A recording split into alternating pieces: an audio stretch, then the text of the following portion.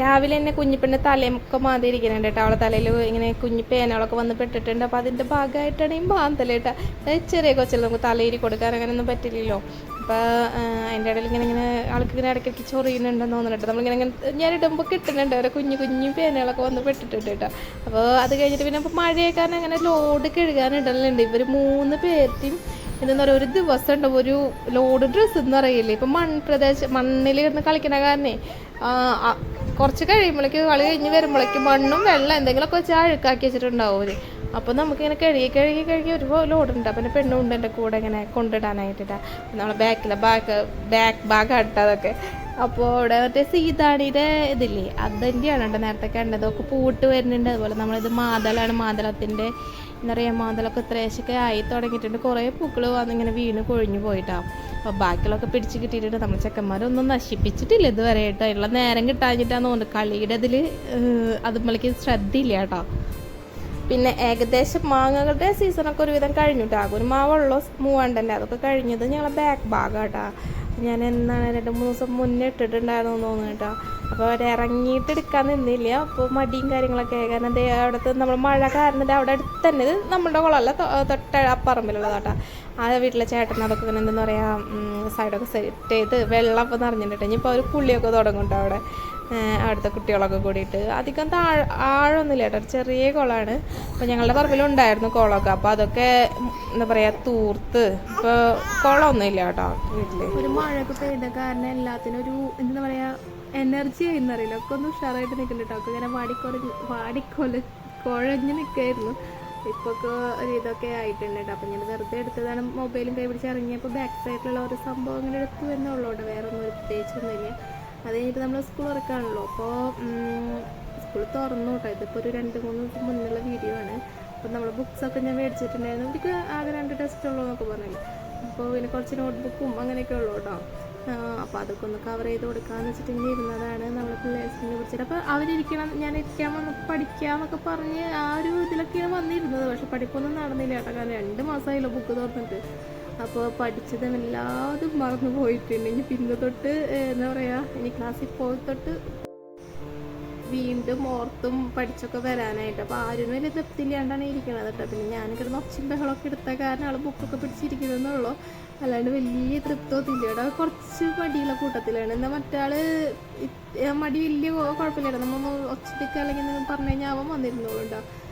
അങ്ങനെ അപ്പോൾ അതിൻ്റെ ഇടയിൽ കുഞ്ഞിപ്പെണ്ണ് ഉറങ്ങണം. ആ നേരത്താണ് നമുക്ക് എന്തെങ്കിലുമൊക്കെ ചെയ്യാൻ പറ്റുള്ളൂ. അല്ലെങ്കിൽ പിന്നെ ആൾ എനിക്ക് വന്നു കഴിഞ്ഞിട്ടുണ്ടെങ്കിൽ എന്താ പറയുക ഉറക്കം കണക്കാട്ടോ. കുറച്ച് നേരം എടുക്കുള്ളൂ. നമ്മൾ ആരെങ്കിലുമൊക്കെ കൂടെ ഉണ്ടെങ്കിൽ അവൾ എടുക്കുന്നല്ലാണ്ട് അവൾ ഉറക്കൊക്കെ ഒരു 5 മിനിറ്റ് 10 മിനിറ്റ് ഒക്കെ ഉള്ളൂ. എന്നാലേ കിട്ടിയ സമയത്ത് നമ്മൾ ഓരോന്ന് ചെയ്യാതിരിക്കുന്നത് കേട്ടോ.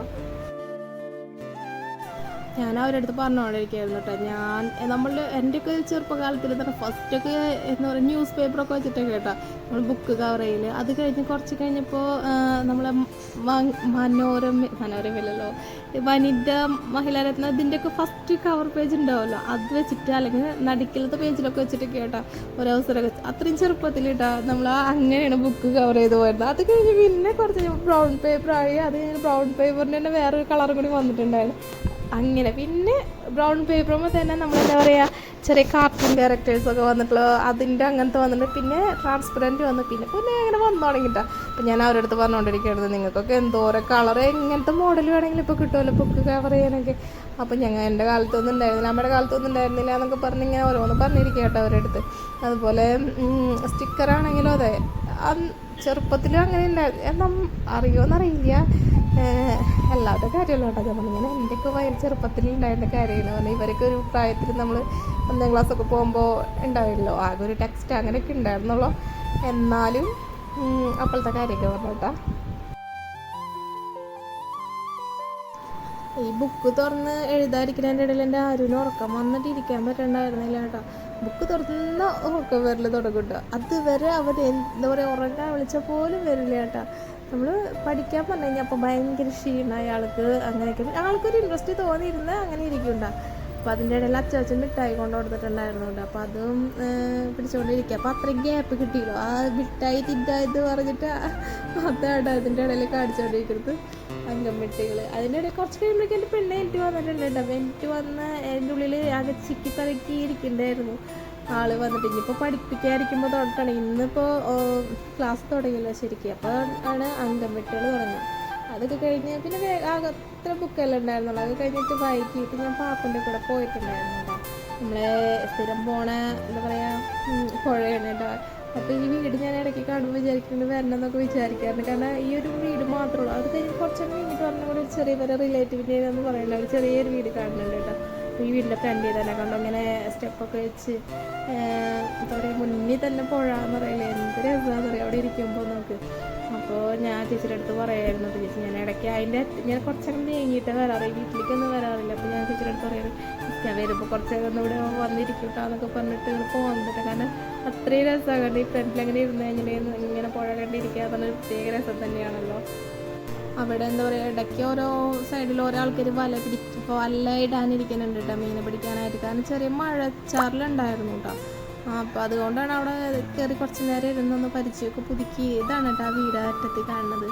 അപ്പോൾ അതിൻ്റെ കണ്ട ചുറ്റും വെള്ളമാണ് കേട്ടോ, നല്ല രസമാണ് ആ ഭാഗത്ത് ചെന്നിരുന്നത്. അപ്പോൾ പക്ഷെ അവർ പറയേണ്ടത് വെള്ളം കയറി കഴിഞ്ഞാൽ ബുദ്ധിമുട്ടാണ്, അവിടെ നിന്ന് മാറി താമസിക്കും. കാരണം ഇത്രയും വെള്ളമല്ല മുന്നിലൊക്കെ, വീട്ടിലേക്കൊക്കെ കയറി താമസിക്കാൻ ഭയങ്കര പാടാണല്ലോ. അപ്പോൾ ഇത്രയൊക്കെയുള്ളൂ ഇന്നത്തെ വിശേഷങ്ങൾ.